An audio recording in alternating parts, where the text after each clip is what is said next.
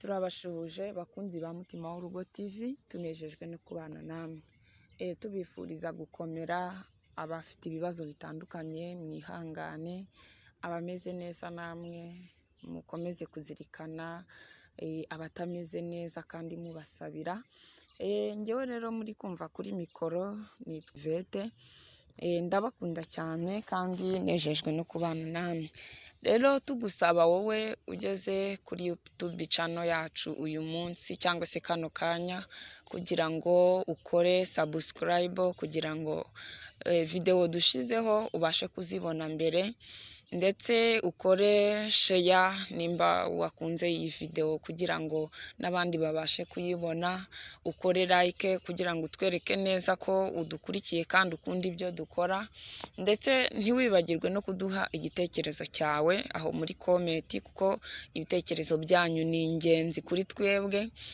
Kandi nimba hari ikiganiro wifuza ko twavugaho, twaganiraho nk'abakunzi ndetse nk'umuryango mugari wa Mutima w'Urugo TV, nacyo watwandikira kuri iyo nimero iri hasi cyangwa se ukatuvugisha tukabasha kukiganiraho. Rero mu kiganiro cyacu uyu munsi muri twungurana ubumenyi, nifuje ko turi buganire ku ndwara yugarije abantu muri iyi minsi, cyane cyane ba mutima w'urugo. Iyo ndwara rero nta yindi, ni indwara y'ubushake buke mu mibonano y'abashakanye.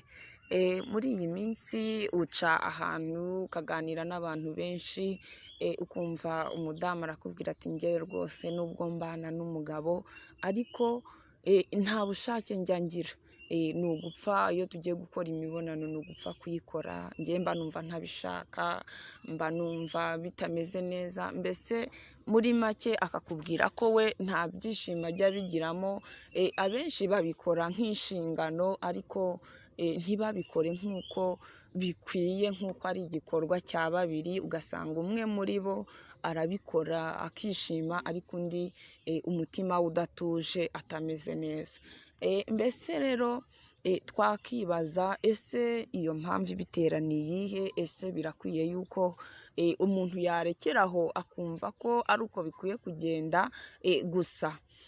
Rero njyewe uko mbibona, sinzi mwebwe mudukurikiye uko mubibona, sinzi nimba hari abo mujya mubona bafite ikibazo cyangwa se hari uwaba adukurikiye afite icyo kibazo. Rero njyewe uko mbibona, nk'uko nari maze kubivuga, ntabwo bikwiye. Nk'uko natangiye mbibabwira, iyo ni indwara kandi indwara ishobora kuvurwa igakira. Nk'uko bizwi rero cyangwa se uko bisanzwe, muri twungurana ubumenyi tugenda dukoresha ibyo tubona hafi cyangwa se ibyo umuntu yakifashisha ubwe ku giti cye. Rero muri iki kiganiro cyacu ngiye kubabwira kuri iyo ndwara, ibintu biri hafi mu rugo iwacu ushobora kubasha gukoresha hanyuma ukivura iyi ndwara. Mbere rero yuko tujya ku byerekeranye n'ibyo wakoresha ukivura, ahubwo tugiye kubanza turebe mbese iyi ndwara iterwa n'iki. By'umwihariko nk'uko nahoze mbibabwira, abantu benshi bishobora kubabaho, ariko uyu munsi muri twungurana ubumenyi turibanda kuri ba mutima w'urugo. Twagiye rero, ikintu cya mbere gishobora gutera umuntu kubura ubushake bw'imibonano y'abashakanye, ni ukuba atiteguye igihe iyo mibonano igiye gukorwa. Kwitegura rero bisaba iki? Kwitegura, icya mbere ni ukubanza ukiyumvamo uwo mugiye gukorana imibonano mpuzabitsina. Ikindi ni ukwiyumvamo icyo gikorwa. Bisaba ko nubwo hariho abantu bajya batanga wenda impamvu, akavuga ati umugabo wanjye ntantegura, undi akavuga ati njye ndamutegura ariko bikanga.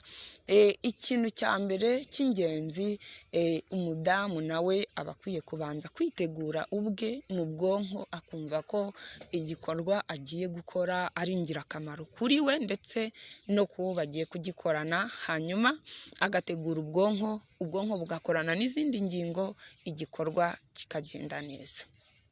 Ikindi rero gishobora kuba cyatera kutagira ubushake buhagije ku mudamu, hari ingorane abantu benshi batajya batekerezaho kandi ikaba ni akantu gato kuri wowe ariko nyamara kakakwangiriza ubuzima, cyane cyane kuba warigeze gukundana n'umuntu, uwo muntu ntugire amahirwe yo kuza kubana nawe, nyuma ukaza kubana n'undi muntu, iyo ukomeje kumutekereza ntumwikuremo ngo umusibe mu bwonko bwawe, ibyo nabyo bijya bitera ubushake buke bw'imibonano y'abashakanye. Ikindi rero gishobora gutera ubushake buke bw'imibonano y'abashakanye, nacyo cyoroheje abantu batajya batekerezaho, ni isukari. Isukari nayo ishobora kugutera ubushake buke bw'imibonano mpuzabitsina. Ikindi kijya gitera ubushake buke nanone ku byerekeranye n'imibonano mpuzabitsina, ni ugukunda gukaraba amazi ashyushye. Amazi ashyushye nayo ajya atera ubushake buke bw'imibonano mpuzabitsina. Ikindi nacyo kijya gitera ubushake buke bw'imibonano mpuzabitsina, ni ama-infection ariyo muri iyi minsi ayogoje benshi, ama-infection umuntu arwara agatinda kubimenya akamumaramo igihe, nyamara yaramaze kumwangiriza n'imyanya ndangagitsina. Ibyo nabyo bijya bitera ubushake buke, cyane ko hari igihe urwara ama-infection, wakora imibonano ukaribwa mu gitsina. Icyo gihe iyo ukoze imibonano ukaribwa mu gitsina, byanze bikunze ejo cyangwa ejo bundi iyo wongeye gutekereza kubikora, nabwo bwa buribwe buhita ubwumva mu mubiri bugashyira ubwonko nabwo bugashyira izindi ngingo, bigatuma iyi mitsi ikora cyangwa se yumva ibasha kwifunga, hanyuma ubushake buke bugahita bubasha kuboneka. Rero ni byinshi twavuga, ni byinshi bitera izi ndwara, ni byinshi bitera kugira ubushake buke, ariko hari iby'ingenzi twebwe twabasha kwikorera. Ikindi nari ngiye ntavuzeho ni icyerekeranye no kunywa amazi. Kunywa amazi ni ingenzi, nabyo umuntu udakunda kunywa amazi ahagije nawe ajya agira ubushake buke bw'imibonano mpuzabitsina. Ikindi ni indwara ya amibe. Indwara ya amibe nayo ishobora kugutera kugira ubushake buke. Rero ni byinshi twavuga kandi twabararitse, twababwiye yuko abakunzi badukurikiye, ibyo wakibuka, ibyo waba uzi, ibyo umuntu yakikorera, nawe watubwira kugira ngo twungurane ubumenyi muri iki kiganiro cyacu. Rero tutagiye kure, nk'uko twamaze kubona ibidutera kuba umuntu ashobora kugira ubushake bukeya, nabyo twabibonye. Reka rero turebere hamwe dusoza muri iki kiganiro cyacu ibyo wakifashisha by'ibanze kandi biri hafi umuntu wese ashobora kubona akabyifasha kugira ngo abashe kugira ubushake bw'imibonano mpuzabitsina, dore ko muri iyi minsi ari indwara imaze gufata benshi kandi ihangayikishije benshi. Umuntu wese aba yibaza ngo mbese nakora iki kugira ngo mbashe kugubwa neza, dore ko iyo hatabayeho gukora imibonano mpuzabitsina neza kandi ku gihe gikwiye, bijya bitera indwara. Hari indwara bitera, hari ibyo byangiza mu mubiri, kandi icyo ntareka kubabwira ni uko iyo byakozwe neza nabyo hari indwara bikiza. Cyane cyane muzabyumva, abadamu benshi usanga umudamu akubwira ngo ndwaye umugongo udakira, nagiye kwa muganga, baransuzuma babura indwara ariko umugongo wanjye ntabwo ujya uba muzima. Ikindi ugasanga umudamu arwaye umutwe udakira.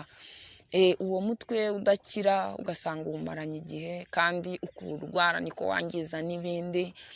Ikindi buriya gitangaje kandi kibabaje ni uko umudamu utajya ukora imibonano mpuzabitsina neza ajya agira ukuntu ahinduka mu mubiri, ugasanga hari byinshi bizamba atarabigambiriye, ariko kubw'uko mu mutwe hatameze neza, ugasanga kuvuga nabi, kudatunganya ibintu kuri gahunda, kugira gahunda byo ni ikizira kuri uwo muntu ufite iyo mibereho yo kudakora imibonano neza. Ikindi rero ntareka kubabwira ni uko mu byerekeranye n'izo ngorane hajya habaho umuntu udakora imibonano neza ajya abasha kurangiza mbere yo kuzana amazi. Izo ndwara zose rero niho zijya zituruka, kuko ubundi gukora imibonano neza k'umudamu ni uko umudamu agomba kubanza kuzana amazi mbere yo kurangiza. Iyo rero ayazanye nyuma nabwo hajya haza make cyangwa se ntanaze, ariko iyo bibaye byiza yabikoze abishaka abanza kuzana amazi agakurikizaho kurangiza. Ese umuntu yakifashisha iki kugira ngo abashe kugira ubushake bw'imibonano y'abashakanye, dore ko ari ingenzi kuri twese? Rero reka tubashimire mwe mwakomeje kubana natwe, kandi tubararikira kuzakurikirana n'ikiganiro cy'ubutaha kugira ngo muzamenye ibyo mwakifashisha. Bye bye.